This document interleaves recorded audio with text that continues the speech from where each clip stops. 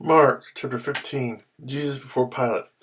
Very early in the morning, the chief priests with the elders, the teachers of the law, and the whole Sanhedrin reached a decision. They bound Jesus, led him away, and handed him over to Pilate. "Are you the king of the Jews?" asked Pilate. "Yes, it is as you say," Jesus replied. The chief priests accused him of many things. So again Pilate asked him, "Are you going to answer? See how many things they are accusing you of." But Jesus still made no reply, and Pilate was amazed. Now it was the custom of the feast to release a prisoner whom the people requested.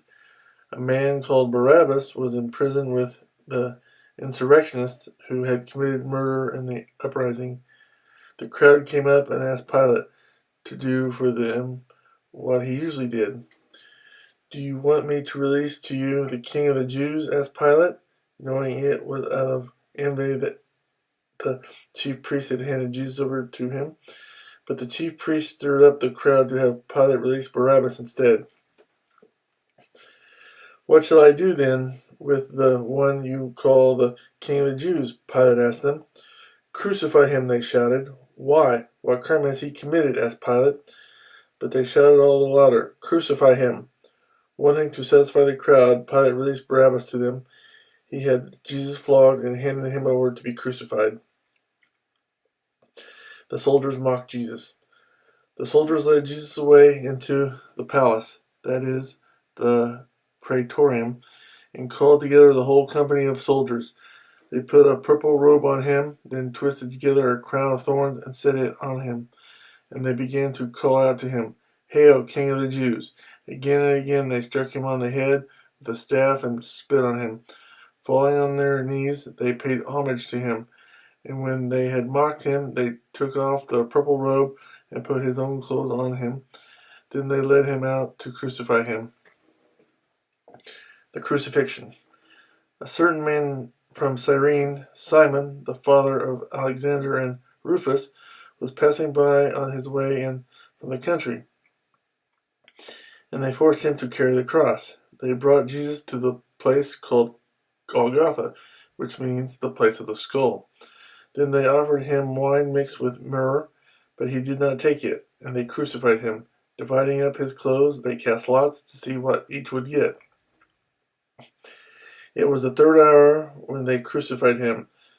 The written notice of the charge against him read, "The King of the Jews." They crucified two robbers with him, one on his right and one on his left. Those who passed by hurled insults at him, shaking their heads and saying, "So, you who are going to destroy the temple and build it in 3 days, come down from the cross and save yourself." In the same way, the chief priests and the teachers of the law mocked him among themselves. "He saved others," they said, "but he can't save himself. Let this Christ, this King of Israel, come down now from the cross, that we may see and believe." Those crucified with him also heaped insults on him. The death of Jesus. At the 6th hour, darkness came over the whole land until the 9th hour, and at the 9th hour Jesus cried out in a loud voice, "Eloi, Eloi, lama sabachthani," which means, my God, why have you forsaken me?" When some of those standing near heard this, they said, "Listen, he's calling Elijah." One man ran, filled a sponge with wine vinegar, put it on a stick, and offered it to Jesus to drink. "Now leave him alone. Let's see if Elijah comes to take him down," he said. With a loud cry, Jesus breathed his last. The curtain of the temple was torn in two from top to bottom, and when the centurion who stood there in front of Jesus heard his cry and saw how he died, he said, "Surely this man was the Son of God."